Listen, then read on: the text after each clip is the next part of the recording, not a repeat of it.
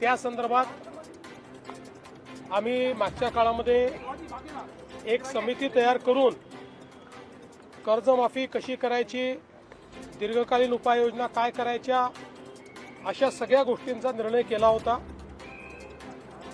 कारण कर्जमाफी हा एक भाग आहे, पण शेतकरी वारंवार कर्जाच्या विळख्यात अडकतो आणि म्हणून त्यांना आपण बाहेर कसं काढू शकतो अशा प्रकारचा सगळा विचार व्हावा अशा प्रकारची अपेक्षा होती.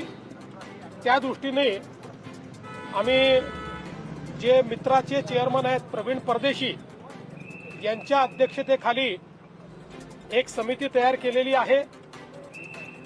ही समिती कर्जमाफीच्या संदर्भात कशा पद्धतीनं ती करता येईल, त्याचे निकष काय असतील, भविष्यात शेतकऱ्यांना आपल्याला कर्जाच्या विळख्यातनं बाहेर कसं ठेवता येईल किंवा थकीत कर्जात तो जाणार नाही याकरता काय उपाययोजना करता येतील, या सगळ्या बाबींवर निर्णय करेल. त्या संदर्भात आम्ही असा निर्णय आज केला आहे की एप्रिल महिन्याच्या पहिल्या आठवड्यात या कमिटीने आपलं कामकाज पूर्ण करावं आणि आम्हाला कर्जमाफी कशी करायची, त्याचे काय निकष ठरवायचे या संदर्भातला एक अहवाल द्यावा आणि या अहवालावर कर्जमाफीच्या संदर्भातला जो निर्णय आम्हाला करायचा आहे तो 3 महिन्यात म्हणजे 30 जून 2026 पूर्वी करण्याचा आम्ही निर्णय केलेला आहे. त्यामुळे आता सगळे टप्पे आम्ही या ठिकाणी ठरवलेले आहेत. सगळ्या नेत्यांशी आमची चर्चा झाली, अतिशय सकारात्मक चर्चा झाली. त्या चर्चेमध्ये त्यांनी देखील याला मान्यता दिलेली आहे. आम्ही त्यांना समजावून सांगितलं की आम्ही पहिल्या दिवशीपासनं कर्जमाफीच्या बाजूचे आहोत, आम्ही दिलेलं आश्वासन पाळू हेच सांगितलेलं आहे. पण आत्ता लगेच शेतकऱ्यांना त्यांच्या खात्यात पैसे देणं गरजेचं आहे. कर्जाची वसुली जून महिन्यात होणार आहे आणि आत्ता जर आपण शेतकऱ्यांच्या खात्यामध्ये पैसे दिले नाहीत तर शेतकरी रबीचा पेरा देखील करू शकत नाही आणि म्हणून पहिल्यांदा तात्काळ शेतकऱ्यांना जे त्यांच्या खात्यात पैसे दिले पाहिजे त्याची सगळी तरतूद आम्ही केलेली आहे आणि ते पैसे आता शेतकऱ्याच्या खात्यामध्ये जाणं सुरू झालेलं आहे. जवळपास आज आम्ही अंदाज घेतला तर जवळपास 8,500 कोटी रुपये रिलीज झाले आहेत. त्यातले 6,000 कोटी प्रत्यक्ष खात्यामध्ये गेले आहेत आणि पुढच्या 2 दिवसात उरलेले पैसे जाणार आहेत.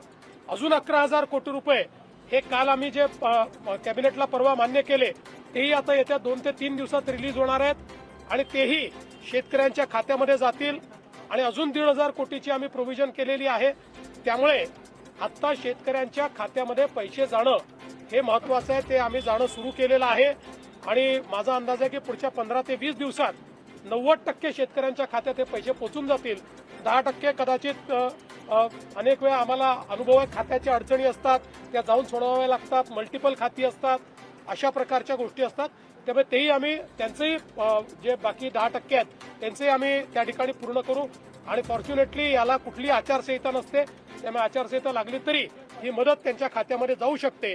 त्यामुळे आम्ही त्यांना समजावून सांगितलं की पहिल्यांदा ही मदत देणं हे महत्वाचं आहे. त्यामुळे ती मदत आम्ही देऊ आणि मग ही जी काही कमिटी आम्ही केलेली आहे या कमिटीचा रिपोर्ट घेऊन त्याच्या आधारावर आम्ही ही कर्जमाफी करू आणि त्याला त्यांनीही सकारात्मक अशा प्रकारची भूमिका त्याच्यावर घेतलेली आहे. त्यामुळे आता या संदर्भातले टप्पे आम्ही ठरवलेले आहेत. कृषी उत्पादकांना योग्य हमीभाव मिळावा अशी मागणी केली. कृषी उत्पादकांना योग्य हमीभाव मिळावा. 6 जून वगैरे अशी कुठली तारीख नाही आहे. तारीख मी सांगितली 30 आहे. 30 जून पूर्वी करू. कृषी उत्पादकांना योग्य हमीभाव मिळावा अशी देखील मागणी शिष्टमंडळाकडे करण्यात आली. निश्चितपणे आम्ही त्यांना सांगितलं की आम्ही कृषी मालाच्या खरेदी करता खरेदी केंद्र सुरू केलेले आहेत. त्याचे आकडेही आम्ही सांगितले.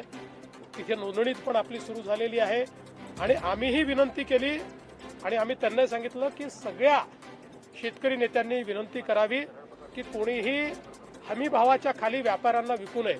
व्यापारी जर हमी भाव देत असेल तर व्यापाऱ्याला द्यावं, व्यापारी हमी भाव देत नसेल तर आपल्या केंद्रांवर आणून त्यांनी ते विकावं, अशा प्रकारची आम्ही आज मुंबईमध्ये 17 मुलांना ओलीस जाणाऱ्या एका व्यक्तीचा रोहित आर्यन व्यक्तीचा एन्काउंटर करण्यात आलं कोयनेने. काय तपशील आहे या घटनेविषयी? याचा सगळा तपशील पोलिसांनी आपल्याला दिलेला आहे. अतिशय विक्षिप्तपणे ज्या प्रकारे त्यांनी बोलून आणि मुलांना ओलीस धरलं मी खरोखर पोलिसांचं अभिनंदन करेन की पोलिसांनी नीट ऑपरेशन त्या ठिकाणी केलं आणि त्या ऑपरेशनमध्ये अर्थातच त्याचा मृत्यू झालेला आहे, पण सगळ्या मुलांना सुखरूप पोलिसांनी बाहेर काढलेलं आहे. आता त्यातल्या ज्या काही गोष्टी आहेत त्याचं इन्व्हेस्टिगेशन सुरू झालेलं आहे, त्यामुळे संपूर्ण इन्व्हेस्टिगेशन झाल्यावरच बाकी गोष्टी सांगता येतील. आंदोलन मागे घेतलं जाणार का? बघा, आता त्यांचं समाधान झालंय की नाही हे तुम्हाला सांगतील. आम्हाला असं वाटतं त्यांचं समाधान झालंय, पण त्यापेक्षा आम्हाला महाराष्ट्रातल्या शेतकऱ्याचं समाधान करणं हे जास्त महत्वाचं वाटतं.